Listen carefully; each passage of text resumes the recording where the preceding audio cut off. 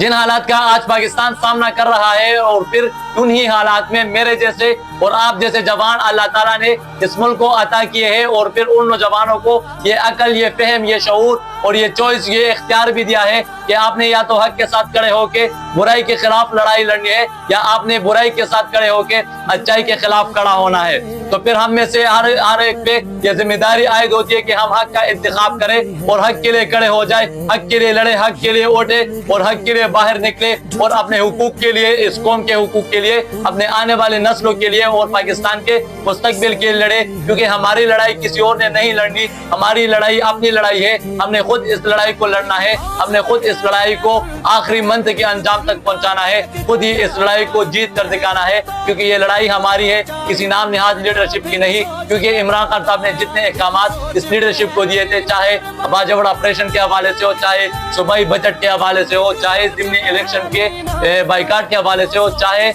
तहरीकों के हवाले से हो, सारे अहकामात इमरान खान साहब के इन लोगों ने पाँव तले रौंदे हैं। लेकिन अब हमने निकलना है और खुद ही लीड करना है, खुद ही इस कौम को निकालना है और खुद ही इंशाल्लाह इस तहरीक को कामयाब बनाना है।